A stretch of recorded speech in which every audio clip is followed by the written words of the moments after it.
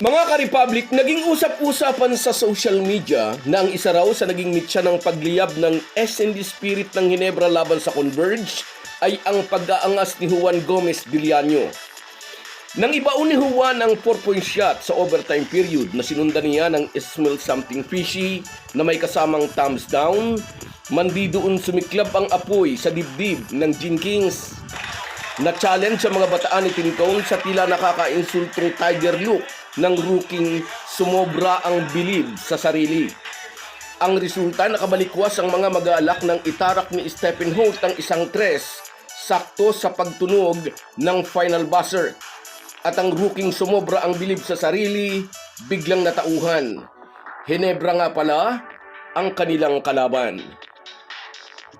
Pag-uusapan po natin yan, pero bago ang lahat ay maglalambing po ako sa inyo na isubscribe ninyo itong ating channel at kung di masyadong makakaabala ay i-like at paki-share na rin ninyo. Malaking bagay po yan sa aming mga vlogger. Maraming salamat. Mga ka-Republic, sa gitna ng mainitang do or die quarterfinals, nakita ng lahat ang isang never say die team na kahit parang nasa hukay na ang isang paa ay patuloy na lumaban. Hindi sumuko kahit halos wala ng pag-asa. Wala na sa laban sina Japet Aguilar at Scottie Thompson dahil sa tig-anim na foul. Kahit saang anggulo tingnan, in the bag na para sa Converge ang ticket para sana sa kanilang first ever semifinals appearance sa 2 taong pagsali nila sa PBA. Lalo na nang ibaon ni Juan Gomez Diliano ang isang 4-point shot malapit na sa dulo ng overtime period. Ngunit pagkatapos ng 4-point shot na iyon, isang gesture ng maagang pag-aangas ang ipinamalas ng Converge rookie. Tila isang bata na pinunas ng hintuturo ang sipon sa kasinundan ng emphatic na thumbs down. May kasabay na tiger look na parabang minamaliit ang mga kalaban. Sumobra ang bilib ni Juan sa sarili na parabang nakalimutan nitong Ginebra ang kanilang kalaban. Kaya nang makabounce back ang Ginebra, inulan ng bashing ang Converge rookie. Nakarma raw kasi nga maagang nagyabang.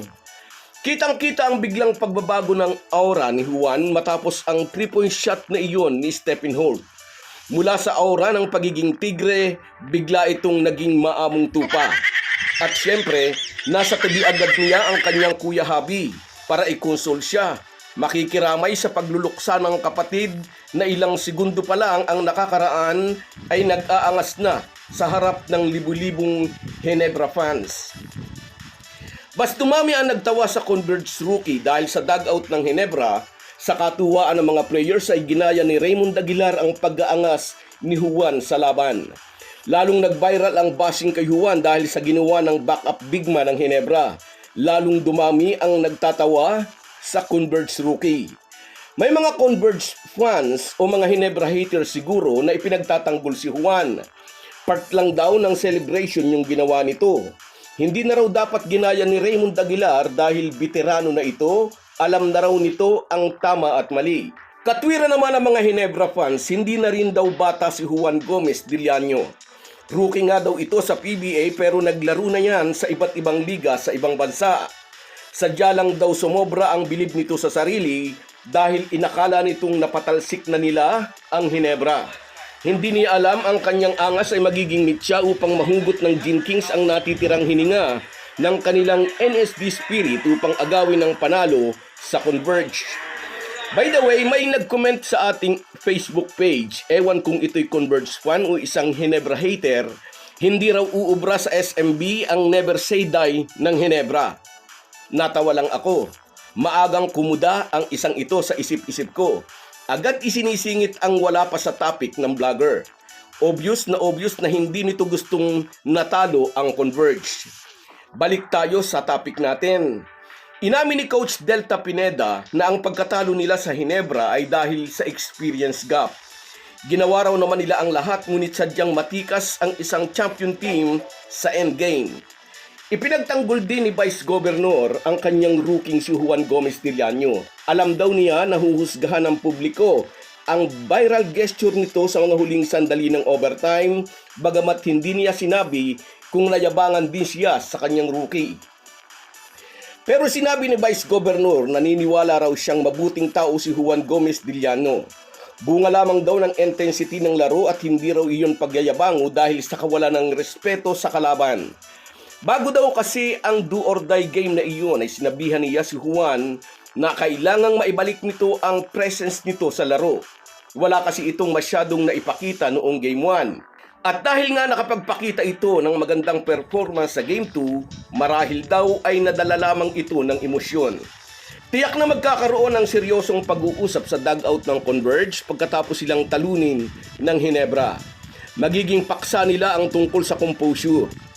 Kilala si Coach Delta sa pagiging disiplinado kaya asahan na habang pinoprotektahan nito si Juan Gomez Diliano sa labas, sa loob ng dugout ay tiyak na pagsasabihan niya ito.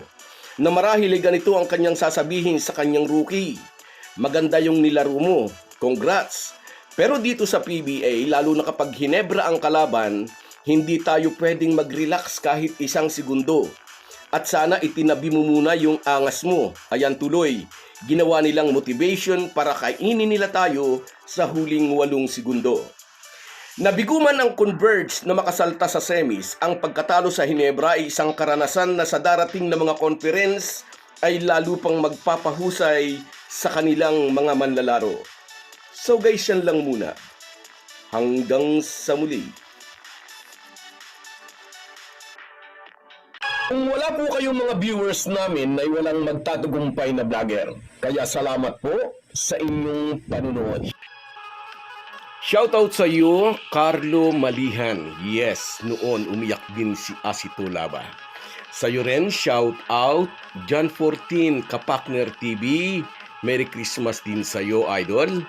Sa iyo rin, shoutout, Harvey de la Cruz mula naman ito sa Muntinlupa City. Happy New Year, Idol. At sa iyo rin, Enrico de Guzman, nasa Belgium ito. Salamat sa panunood lagi kabayan. At sa iyo rin, Rino Baral. Matagal kitang di nakita rito Sa iyo rin, shout out Michael D. Present. Wow, lupit ng laban, sabi niya. At sa iyo rin, Barangay Ginebra fans. Congrats Barangay Ginebra, sabi niya. At sa iyo rin, April Joy Garbida. Utos daw ni Delta na maging pisikal. At sa iyo rin, Frances Barbosa. Happy New Year po sa inyong lahat. Salamat. Kahit gaano po tayo kabisi, ay huwag po nating kalimutan ang ating buhay espiritual. Lagi po tayong magpasalamat sa bawat araw na dagdag sa ating buhay. Malaki po ang maitutulong ng pananalangin araw-araw. Isang paalala po mula sa inyong Halo-Halo Sports Republic.